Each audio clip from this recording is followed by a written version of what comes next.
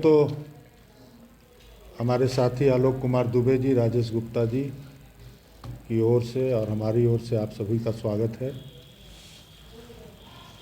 राजनीतिक घटनाक्रम जिस तरह से झारखंड राज्य में पिछले 31 जनवरी के बाद से हुआ, उसके बाद महागठबंधन के सरकार में नेतृत्व परिवर्तन के साथ चंपई सोरेन जी को नेतृत्व दिया गया और वो राज्य के मुख्यमंत्री हुए।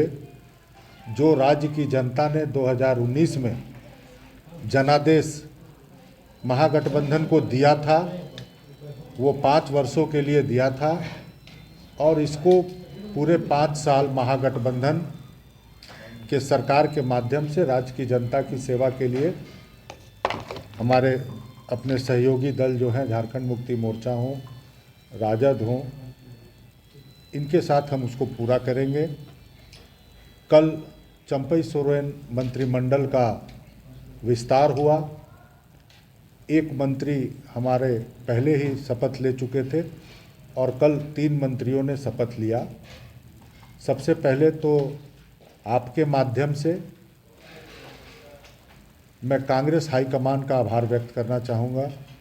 माननीय राष्ट्रीय अध्यक्ष मल्लिकार्जुन खड़गे जी, हम सबों की नेता सोनिया गांधी जी, राहुल गांधी जी और इसमें महत्वपूर्ण भूमिका निभाने वाले हमारे राज्य के प्रभारी गुलाम अहमद मीर साहब का, जिन्होंने काफ़ी सूझबूझ का परिचय दिया और जिस चेहरे के साथ हम 2019 के चुनाव में सफल हुए थे, उन्हीं चेहरा को दोबारा मौका देने का काम किया। जो एक क्राइटेरिया फिक्स हाईकमान ने पिछली बार किया था कि जो 2 बार या उससे अधिक जो विधानसभा के चुनाव जीत के आए हैं, उनको मंत्रिपरिषद में स्थान दिया जाएगा और उसी के तहत इनको दोबारा मौका मिला। और कल जो विभाग में वो कार्यरत थे, आने वाले जो 8 महीना बचा हुआ है सरकार का, उसमें भी उनको वही विभाग दिया गया जिसमें वो पहले से काम कर रहे थे।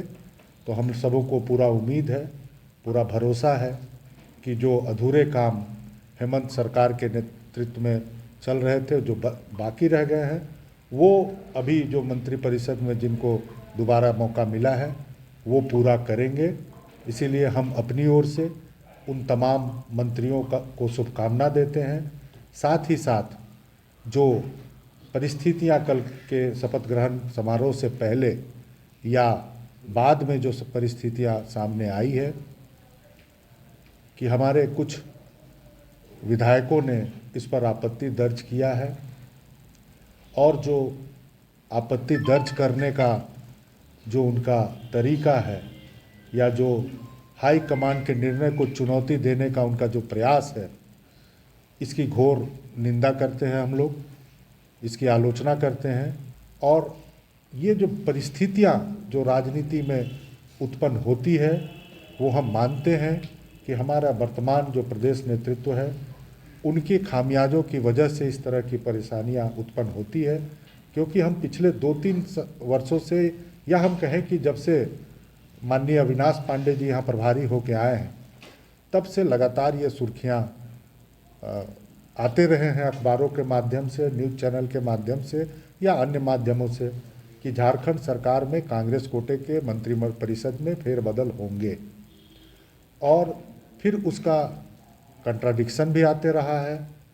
तो ये बार बार अपने ही लोगों पर इस तरह का व्यवहार करना, ये व्यवहार काफ़ी निंदनीय है और मुझे लगता है कि जो पार्टी का हाईकमान का निर्णय है वो सर्वोपरि है, सभी को मान्य है और यहाँ के कांग्रेस के कार्यकर्ताओं और यहाँ के जो आम जन है उसको भी स्वीकार है।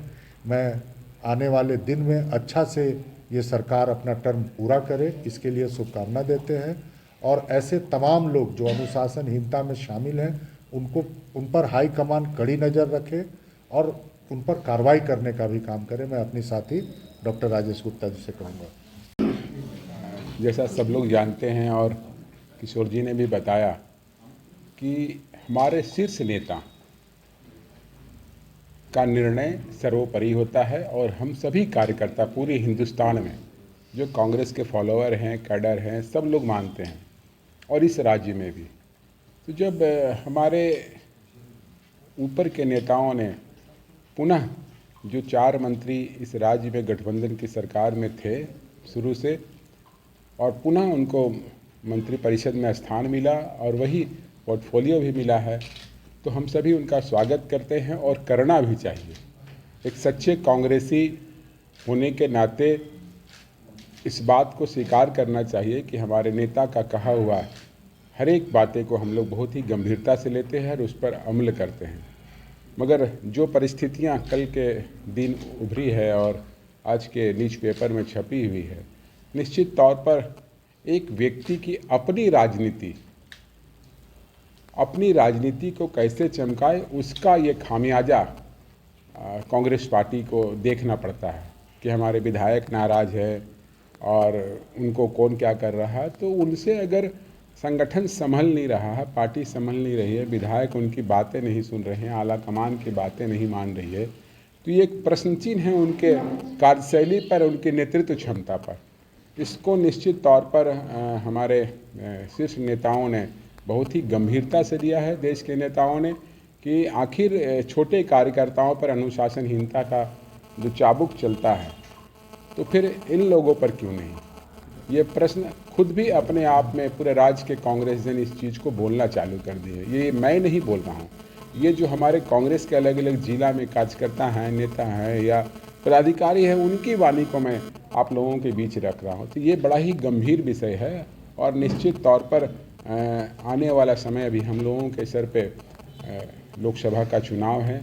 अभी तुरंत हमारे राष्ट्रीय नेता, देश के हरदिल अजीज नेता राहुल गांधी जी, युवाओं के धड़कन ने अभी यहाँ पर पदयात्रा की और कितना रिस्पांस मिला और एक सफल संचालन जो हमारे प्रभारी यहाँ के नए प्रभारी हैं उनके नेतृत्व में देखने को मिला है। बार बार भारतीय जनता पार्टी के लोग इस सरकार को अस्थिर करने के लिए परेशान रहते थे और हमारे प्रभारी के कुशल नेतृत्व के कारण आपने देखा हो कि पुनः सरकार बनी है चंपई सोरेन जी के नेतृत्व में, और हमें लगता है कि आने वाला समय में भी हम लोग अच्छा परफॉर्मेंस इस राज्य को देंगे। सारे कांग्रेस जन एक हैं, मगर नेतृत्वकर्ता की जो क्षमता है, जो नेतृत्व कर रहे हैं वर्तमान में, हमें लगता है कि वो एक प्रश्न चिन्ह को उभारा जा रहा है। और जब जब उन पे आपत्ति आने की बातें कही जाती है, तब तब वो किसी न किसी बात को लेकर के इधर से उधर करके सारे लोगों का पीठ थपथपा करके सबको मंत्री बनाने का आश्वासन देकर के इस प्रकार की विकट स्थिति को उत्पन्न करने का काम करते हैं। मंत्रिपरिषद के सदस्य के रूप में पार्टी हाईकमान के निर्णय का हम स्वागत करते हैं। 2019 के चुनाव में जैसा हमारे दोनों साथियों ने कहा, प्रदेश कांग्रेस अध्यक्ष रामेश्वर उरांव जी और विधायक दल नेता आलमगीर आलम जी के चेहरे को लेकर हम चुनाव में गए और 23 वर्षों में पहला मौका था जब बहुमत की सरकार बनी। जनता को ये दोनों चेहरा पसंद आया और इन 4 वर्षों के दौरान हमारे चारों मंत्रियों पर कभी कोई किसी प्रकार के भ्रष्टाचार हो या कोई आरोप नहीं लगा है। हमें बहुत कुछ सीखना चाहिए क्षेत्रीय पार्टियों से, विशेषकर झारखंड मुक्ति मोर्चा से, कि संकट के इस घड़ी में किस तरह से झारखंड मुक्ति मोर्चा का एक एक कार्यकर्ता, गठबंधन का एक एक सहयोगी माननीय हेमंत सोरेन जी के साथ खड़ा है। चारों मंत्रियों का परफॉर्मेंस को हवा देने वाले अविनाश पांडे जी यहाँ से जरूर चले गए, लेकिन उन्होंने एक ऐसा वातावरण तैयार किया इस राज्य में कि 24 घंटे के अंदर उनको यू टर्न करके वापस लौटना पड़ा था।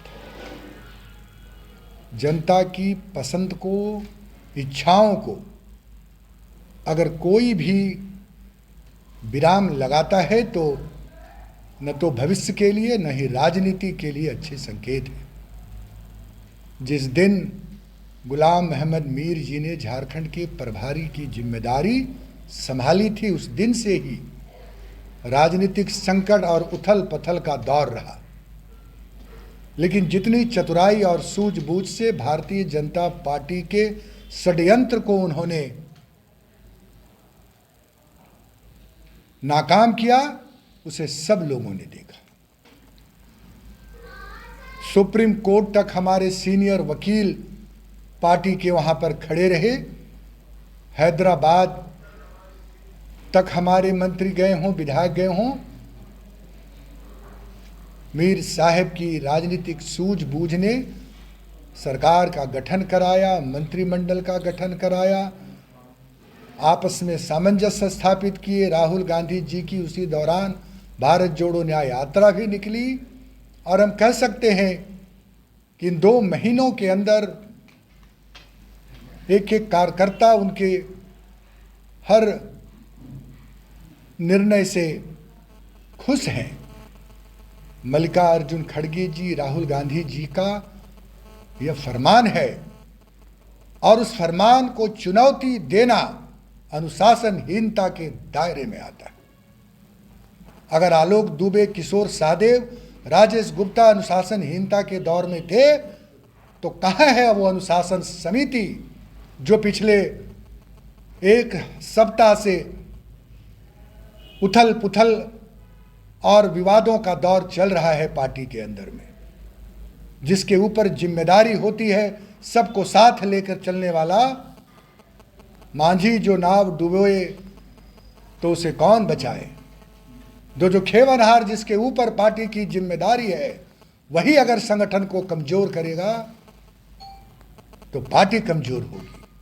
राहुल गांधी जी अपनी जान की परवाह किए बगैर लोकसभा के चुनाव के मैदान में कूद गए हैं। एक ऐसा षड्यंत्रकारी प्रधानमंत्री जिसने हमारे अकाउंट तक को फ्रीज कर दिया। कोई साधारण चुनौतियां हैं क्या? हम भी जा रहे हैं हाईकमान के यहाँ। झारखंड के सभी जिलों के कार्यकर्ता एक साथ जाएंगे पार्टी हाईकमान पर और वस्तु स्थिति से अवगत कराएंगे कि आप अपना इंटरनल भेज करके पता करिए कि क्या स्थिति है पार्टी में, कौन लोग पार्टी को कमजोर कर रहे हैं आज के दिन में। व्यक्तिगत महत्वाकांक्षा की पराकाष्ठा को पार मत करिए।